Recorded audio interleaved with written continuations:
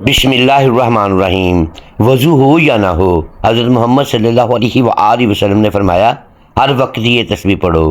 یہ تسبیح قبر کے عذاب کو روکتی ہے، جہنم سے بچاتی ہے، ماں باپ کی بخشش ہوگی، اولاد پر کوئی مصیبت نہیں آتی، قضا نمازیں معاف ہو جاتی ہیں۔ وہ تسبیح یہ ہے۔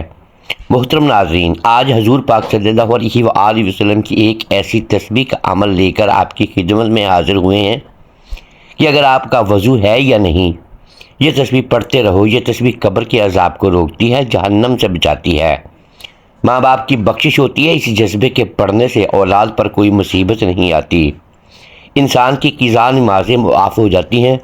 اگر کوئی شخص زندگی میں گناہوں سے تھک چکا ہے تو یہی تسبیح اس کا سہارا بن جاتی ہے۔ یہ تسبیح وہ عمل ہے جو قبرستان میں انسان کا محافظ بن جاتی ہے۔ جب فرشتے آتے ہیں تو یہ تسبیح آسانی پیدا کرتی ہے۔ جب انسان پل صراط پر چلنے لگتا ہے تو یہی تسبیح اس کے قدموں کو بجلی کی طرح تیز کر دیتی ہے تاکہ وہ لمحوں میں گزر جائے، اور جب جہنم آتی ہے تو یہی تسبیح دیوار بن جاتی ہے، یہاں تک کہ جنت کے فرشتے بھی اس کے لیے دروازے کھول دیتے ہیں۔ یہ تسبیح عام نہیں ہے، یہ ان لوگوں کے لیے ہے جو سچے دل سے رب کی طرف پلٹنا چاہتے ہیں، جو اپنے اعمال بخشوانا چاہتے ہیں، اور جو یہ چاہتے ہیں کہ مرنے کے بعد ان کے ساتھ کوئی ایسی چیز ہو جو ہر سخت مرحلے پر ان کا ساتھ دیں۔ اور وہ تسبیح کیا ہے، وہ عمل کون سا ہے، یہ جاننے کے لیے ویڈیو کو آخر تک دیکھیے گا، کیونکہ آج ہم آپ کے لیے وہ عمل لائے ہیں جو آپ کو آخرت کی ساری مصیبتوں سے بچائے گا اور دنیا میں آپ کے رزق اور دولت میں اضافہ فرمائے گا انشاءاللہ۔ ناظرین، قیامت کا دن وہ دن ہوگا جو ہر انسان نفسہ نفسی کی صدا لگا رہا ہوگا۔ انسان اپنے سگے بھائی کو دیکھے گا مگر پہچاننے سے انکار کر دے گا۔ ماں جو دنیا میں اپنی اولاد کے لیے راتیں جاگا کرتی تھی، اس دن اپنے بچے سے بھاگے گی، اور باپ جو اپنی اولاد کے لیے رزق کما کما کر خود بھوکا رہتا تھا، اس دن اپنے بیٹے کو دیکھ کر آنکھیں پھیر لے گا۔ اللہ تعالیٰ قرآن مجید میں فرماتا ہے جس دن انسان اپنے بھائی سے بھاگے گا، اپنی ماں اور باپ سے، اپنی بیوی اور بچوں سے، ہر شخص کو اس دن اپنی ہی فکر ہوگی۔ قیامت کے دن صرف روشنی اور فرشتوں کا دن نہیں، وہ دن ہولناکیوں سے بھرپور دن ہوگا۔ پہاڑ روئی کی طرح اڑیں گے، سورج سروں پر لٹکا ہوگا، زمین تپش سے پگھل رہی ہوگی، اور لوگ پسینے میں اس حد تک ڈوبے ہوں گے کہ کچھ کے کانوں تک، کچھ کے ناک تک، کچھ کے سروں تک پسینہ ہوگا۔ ایک حدیث پاک میں آتا ہے ہر شخص کو اس کے اعمال کے مطابق پسینہ آئے گا۔ محترم عزیزو، اس دن کا تصور کرتے ہیں دل کانپ جاتا ہے، مگر ہمیں حضور نبی کریم صلی اللہ علیہ وآلہ وسلم کی سیرت سے وہ اعمال میں ملتے ہیں جو انسان کو اس دن کے عذاب اور قبر کی سختی سے محفوظ رکھتے ہیں۔ انہی میں ایک عمل وہ بھی ہے جس کا ذکر آج کی اس ویڈیو میں کیا جا رہا ہے۔ امیر المومنین حضرت علی کرم اللہ وجہہ بیان فرماتے ہیں کہ نماز فجر کے بعد نبی کریم صلی اللہ علیہ وآلہ وسلم صحابہ کرام کی طرف متوجہ ہوئے اور ارشاد فرمایا کہ میں تمہیں ایک ایسا عمل نہ بتاؤں جو اللہ کے نزدیک سب سے زیادہ محبوب ہے، جو قیامت کے دن تمہارے لیے روشنی بنے گا، تمہارے گناہوں کا کفارہ ہوگا اور تمہیں جنت کی طرف لے جائے گا۔ صحابہ کرام نے عرض کیا، ضرور یا رسول اللہ صلی اللہ علیہ وآلہ وسلم۔ تو آپ صلی اللہ علیہ وآلہ وسلم نے فرمایا، وہ عمل ذکر اللہ ہے۔ یہ وہ ذکر ہے جس کے لیے قرآن میں فرمایا گیا کہ اللہ کے ذکر سے دلوں کو سکون حاصل ہوتا ہے۔ یہی ذکر دنیا میں انسان کے سینے کو نورانی بناتا ہے اور آخرت میں نجات کا ذریعہ بنتا ہے۔ ایک روایت میں آتا ہے کہ حضرت ابو ہریرہ رضی اللہ تعالی عنہ فرماتے ہیں، نبی کریم صلی اللہ علیہ وآلہ وسلم نے فرمایا، جو شخص صبح کے وقت 100 مرتبہ سبحان اللہ و بحمدہ پڑھتا ہے، اس کے سارے گناہ معاف کر دیے جاتے ہیں، چاہے وہ سمندر کی جاگ کے برابر کیوں نہ ہو۔ اسی طرح حضرت فاطمہ زہرا رضی اللہ تعالی عنہما کو جب مشقت ہوئی تو رسول اللہ صلی اللہ علیہ وآلہ وسلم نے ان کے لیے کوئی نوکر اور خادم نہیں دیا، بلکہ کہا، سونے سے پہلے 33 مرتبہ سبحان اللہ، 33 مرتبہ الحمدللہ، 34 مرتبہ اللہ اکبر پڑھا کرو، یہ تمہارے لیے خادم سے بہتر ہے۔ محترم عزیزو، ذکر اذکار سے زبان کی حرکت نہیں بلکہ دل کی توجہ کا نام ہے۔ جو لوگ دنیا میں صبح شام کے اذکار کے پابند ہو جاتے ہیں، ان کے چہروں پر نور آ جاتا ہے، ان کی زندگی میں سکون اتر آتا ہے، اور ان کے گھروں میں خیر و برکت کا نزول ہونے لگتا ہے۔ یہی ذکر موت کے بعد قبر میں انسان کا ساتھی بن جاتا ہے۔ حضرت برہ بن عازب رضی اللہ تعالیٰ عنہ سے روایت ہے کہ نبی کریم صلی اللہ علیہ وآلہ وسلم نے فرمایا، جب بندے کو قبر میں رکھ دیا جاتا ہے اور وہ اپنے ساتھیوں کی جوتیوں کی آٹ سن رہا ہوتا ہے تو اس وقت اگر وہ مومن ہو تو نماز اس کے سرہانے آ جاتی ہے، روزہ دائیں طرف، زکوٰۃ بائیں طرف اور دیگر نیک اعمال پاؤں کی طرف آ جاتے ہیں۔ جب فرشتے سوال کرنے آتے ہیں تو ہر طرف سے یہ اس کا دفاع کرتے ہیں، اور یاد رکھیے جس شخص کے پاس دنیا میں اعمال کی طاقت ہوگی وہ قیامت کے دن پرسکون ہوگا۔ حضرت عثمان رضی اللہ تعالیٰ عنہ جب کسی قبر کے پاس کھڑے ہوتے تو اتنا روتے کہ ان کی داڑھی مبارک بھیگ جاتی۔ جب ان سے پوچھا گیا کہ جنت اور دوزخ کا ذکر سن کر آپ اتنا کیوں روتے ہیں، آپ نے فرمایا، قبر آخرت کی پہلی منزل ہے، جو اس سے بچ گیا وہ آگے بھی بچ جائے گا۔ یہی وجہ ہے کہ حضور نبی کریم صلی اللہ علیہ وآلہ وسلم نے صحابہ کرام کو قبر اور قیامت کی ہولناکیوں سے بچنے کے لیے اذکار اور تسبیحات کا تحفہ دیا تھا۔ محترم ناظرین، انسان جب دنیا سے رخصت ہوتا ہے تو اس کے ساتھ نہ کوئی مال جاتا ہے، نہ جائیداد، نہ عہدہ، نہ ہی شہرت۔ قبر میں صرف اس کے اعمال ساتھ جاتے ہیں، اور یہی اعمال اس کے لیے روشنی، حفاظت اور نجات کا ذریعہ بنتے ہیں۔ اگر اعمال نیک ہوں تو قبر باغوں میں سے ایک باغ بن جاتی ہے، اگر اعمال گناہوں سے ہوں تو قبر جہنم کے گڑھوں میں سے ایک گڑھا بن جاتی ہے۔ قرآن مجید میں فرمایا گیا کہ ہر شخص کو موت کا مزہ چکھنا ہے، اور تمہارے اعمال کا پورا بدلہ قیامت کے دن دیا جائے گا۔ پس جو جہنم سے بچا لیا گیا اور جنت میں داخل کر دیا گیا وہی کامیاب ہوا۔ قبر کی پہلی رات ہی وہ مقام ہے جہاں سے انسان کے دائمی ٹھکانے کا آغاز ہوتا ہے۔ نبی کریم صلی اللہ علیہ وآلہ وسلم نے فرمایا کہ قبر یا تو جنت کے باغوں میں سے ایک باغ ہے یا جہنم کے گڑھوں میں سے ایک گڑھا، اور اگر بندہ نیک ہو تو قبر کشادہ ہو جاتی ہے، روشنی سے بھر جاتی ہے، اور اس کے ساتھ ایک خوبصورت شکلوں والا نیک عمل آ کر اس کے ساتھی بن جاتا ہے، اور اگر بندہ بد عمال ہوا تو قبر تنگ ہو جاتی ہے اور اس پر اندھیرا چھا جاتا ہے، اور اس کے ساتھ بدترین شکل والا گناہوں کا بوجھ اس کا عذاب بن جاتا ہے۔ اس لیے جب ہم یہ تسبیح کرتے ہیں جس کا ذکر ہم آخر میں کریں گے تو یہی تسبیح قبر کے اندر نجات بن کر ہمارے ساتھ اترتی ہے۔ نبی کریم صلی اللہ علیہ وآلہ وسلم نے فرمایا، جب بندہ قبر میں رکھا جاتا ہے تو اگر وہ ذکر الہی کا عادی ہوتا ہے تو قبر کہتی ہے، مرحبا اے پاکیزہ روح، تیرے لیے میری گہرائی خوشبو سے بھری ہو جائے، تیرے لیے کشادگی کر دی جائے گی، تیرے لیے نور بچھا دیا جائے گا۔ اور اگر وہ گناہوں کا عادی ہو تو قبر کہتی ہے، تو میرے لیے ناپاک ہے، تیرے لیے تاریکی ہوگی، تیرے لیے عذاب ہے۔ اسی طرح محترم ناظرین، نبی کریم صلی اللہ علیہ وآلہ وسلم نے فرمایا کہ تین چیزیں قبر تک ساتھ جاتی ہیں، دو واپس آ جاتی ہیں، ایک باقی رہتی ہے۔ مال، اہل و عیال اور امال قبر تک ساتھ جاتے ہیں، اہل و عیال اور مال واپس آ جاتے ہیں، اور اعمال وہی ہوتے ہیں جو انسان کے ساتھ قبر میں رہتے ہیں، اور ان اعمال میں سب سے وزنی اور مضبوط عمل ذکر الہی ہے، کیونکہ یہ تسبیح نہ صرف انسان کے گناہوں کا کفارہ بن جاتی ہے بلکہ اس کی قبر کی ٹھنڈک اور سکون کا گہوارہ بنا دیتی ہے۔ حضرت معاذ بن جبل رضی اللہ تعالیٰ عنہ روایت کرتے ہیں کہ نبی کریم صلی اللہ علیہ وآلہ وسلم نے فرمایا کہ قبر کی سختی سے وہی شخص بچتا ہے جو دنیا میں کثرت سے اللہ کا ذکر کیا کرتا ہے۔ اور محترم ناظرین، اس تسبیح کے ساتھ انسان کی اولاد بھی مصیبتوں سے نجات پاتی ہے، کیونکہ اللہ تعالیٰ نیک ماں باپ کی دعاؤں اور اعمال کے صدقے اولاد کو فتنوں سے محفوظ رکھتا ہے۔ قرآن مجید میں حضرت خضر علیہ السلام کا واقعہ بیان ہوا ہے کہ انہوں نے ایک دیوار کو بغیر اجرت کے اس کے لیے درست کیا، کیونکہ اس کے نیچے دو یتیم بچوں کا خزانہ تھا اور ان کا باپ نیک تھا۔ اللہ نے ان کے بچوں کی مال کی حفاظت ایک نیک باپ کے صدقے میں فرمائی۔ یہی برکت اس تسبیح کے ذریعے بھی حاصل ہوتی ہے، کیونکہ جب بندہ اللہ کا ذاکر بن جاتا ہے تو اس کی اولاد کے لیے بھی آسمان سے حفاظت نازل ہوتی ہے، انہیں مصیبتوں سے بچایا جاتا ہے، ان کے رزق میں برکت ڈال دی جاتی ہے، ان کے دلوں میں سکون اتارا جاتا ہے اور ان کے راستے ہموار کیے جاتے ہیں۔ نبی کریم صلی اللہ علیہ وآلہ وسلم نے فرمایا کہ ایک بندے کے درجے جنت میں بلند ہوتے ہیں اور وہ پوچھتا ہے، یا اللہ یہ کیسے ہوا؟ تو فرمایا جاتا ہے، تیری اولاد کے تیرے لیے کہے گئے استغفار کی وجہ سے۔ تو جو شخص خود اللہ کے ذکر میں مشغول رہے اور اپنی زبان کو تسبیح سے تر رکھے، اللہ تعالیٰ اس کی اولاد کے دلوں میں ہدایت ڈال دیتا ہے اور ان کی زندگیوں کو مصیبتوں سے بچاتا ہے، اور اسی طرح یہ تسبیح پل صراط پر روشنی اور رفتار کی صورت میں مددگار بن جاتی ہے، کیونکہ وہ دن سخت ترین ہوگا۔ نبی کریم صلی اللہ علیہ وآلہ وسلم نے فرمایا، ہر شخص کو پل صراط سے گزرنا ہوگا۔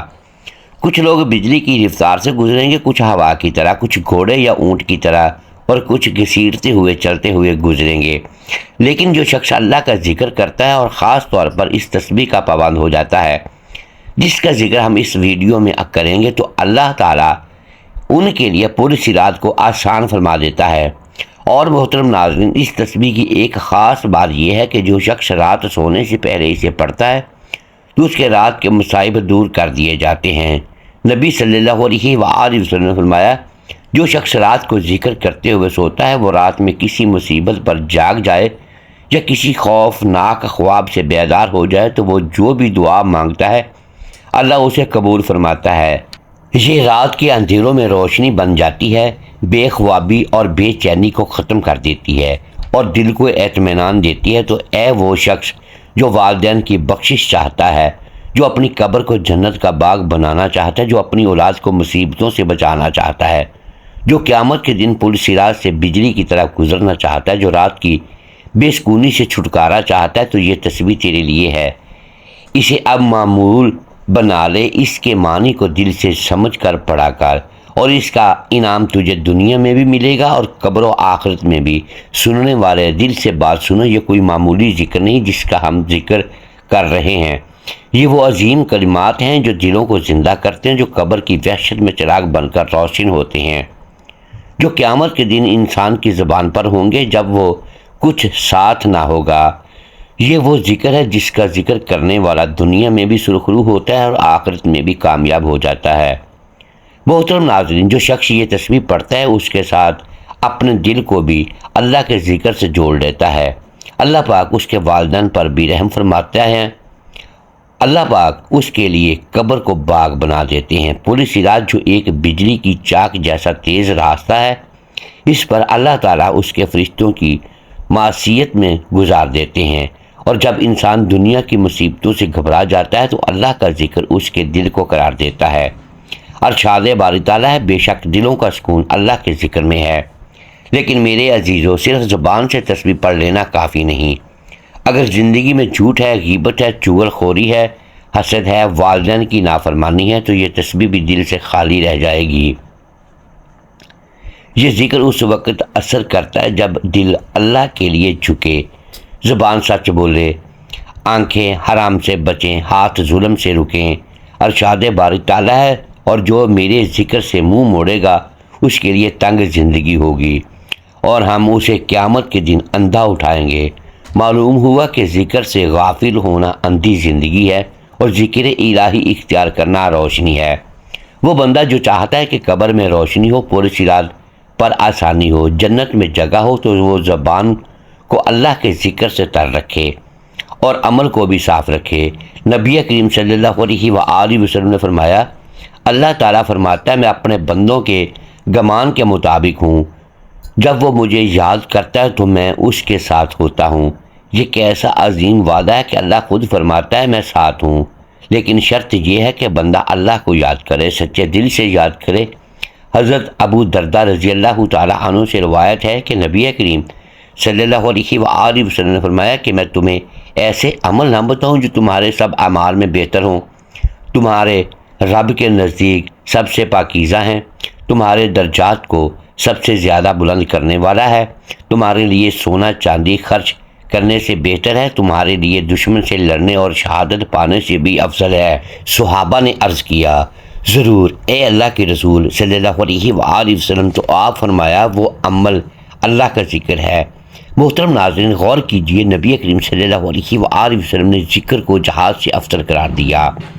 حضرت عبداللہ بن مسعود رضی اللہ تعالیٰ عنہ فرماتے ہیں، ایک دن ہم حضور صلی اللہ علیہ وآلہ وسلم کے ساتھ بیٹھے تھے، آپ نے فرمایا جنت والوں کو بتا دو وہ کون لوگ ہیں۔ صحابہ نے عرض کیا، ضرور یا رسول اللہ صلی اللہ علیہ وآلہ وسلم، آپ نے فرمایا وہ لوگ جن کے چہرے نورانی ہوں گے، دل پاک ہوں گے اور زبان اللہ کے ذکر سے تار ہوگی، ایسے لوگ جنت میں پروں پر سوار ہوں گے اور انبیاء اور شہداء کے ساتھ ہوں گے۔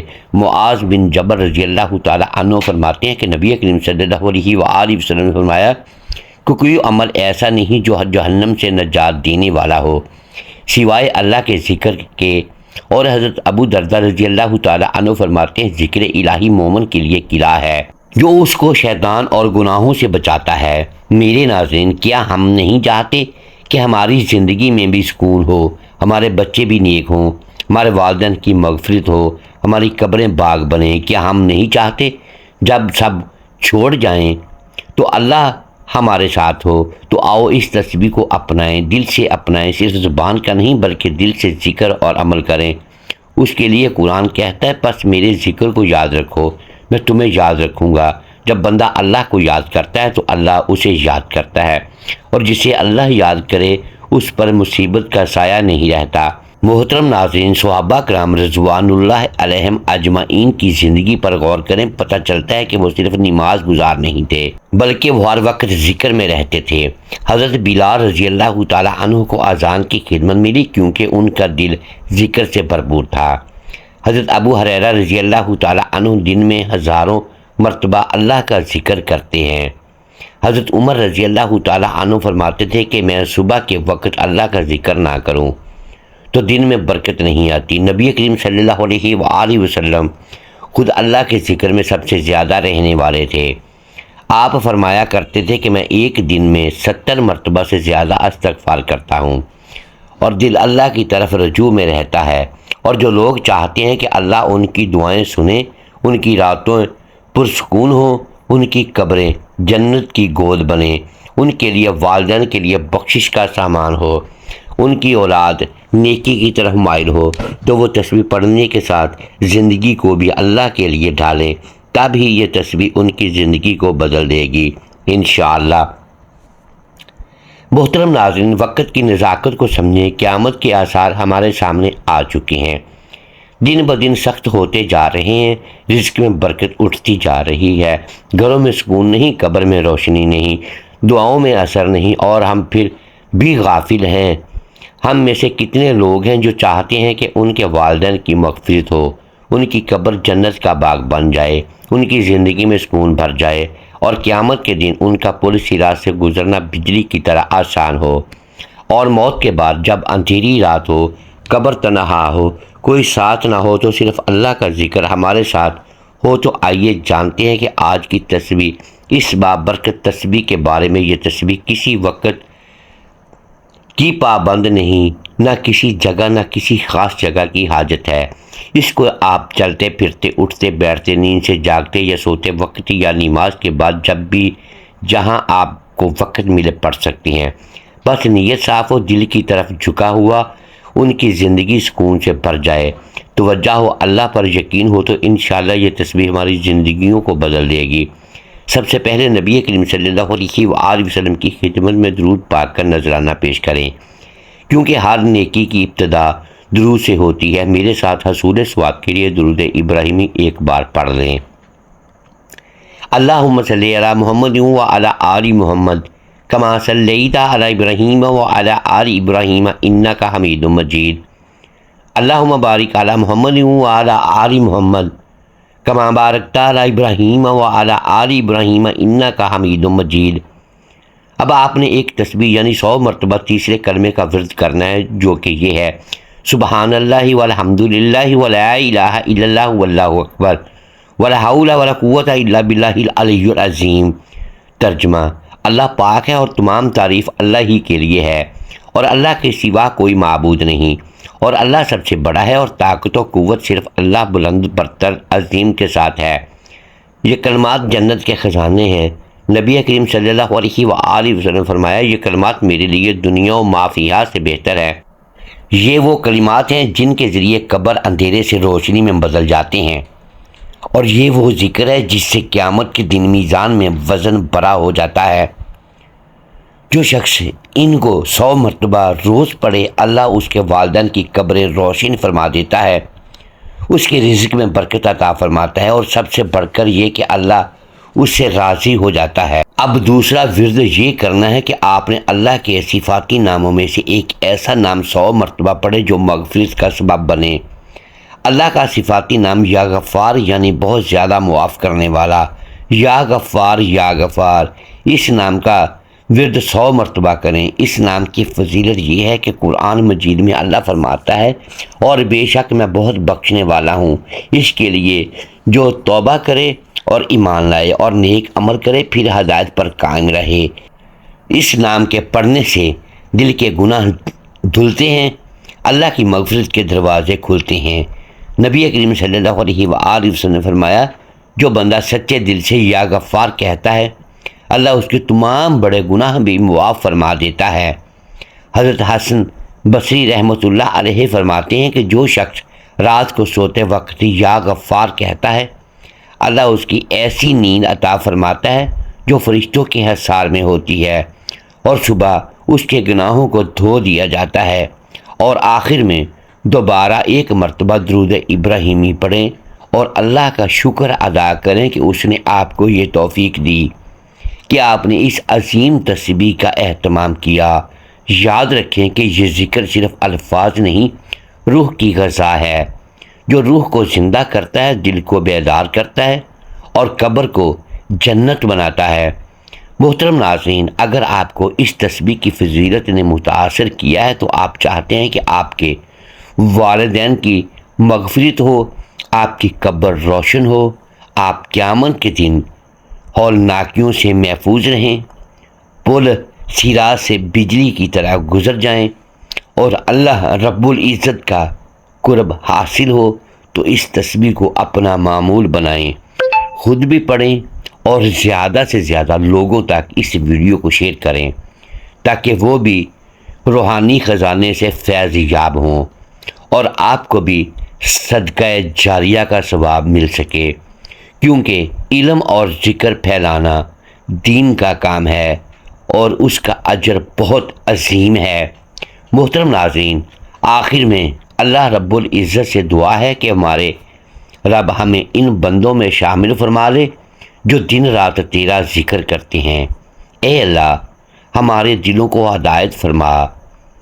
اے اللہ، ہمارے والدین پر رحم فرما، ان کی قبروں کو نور سے بھر دے، ان کے گناہوں کو معاف فرما، ان کے درجات بلند فرما، ان پر قبر میں عذاب نہ نازل ہونے دے۔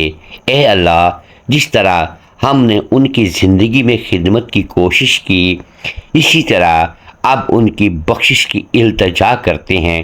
اے اللہ، ان کے صدقے ہمیں نیک اور فرمانبردار اولاد بننے کی توفیق دے۔ اے پروردگار، ہمیں قیامت کے دن کی ہولناکیوں سے محفوظ فرما، جب سورج سروں پر ہو، جب ماں باپ اپنے بچوں کو بھول جائیں، جب ہر انسان نفسا نفسی میں ہو، تو اسی دن ہمارا دامن اپنے کرم سے بھر دے۔ اے اللہ، ہمیں عذاب قبر سے بچا جو اندھیری تنہا کوٹھڑی ہے۔ اے رب، ہمیں ایسا ذکر عطا کر جو اس اندھیرے میں چراغ بن جائے۔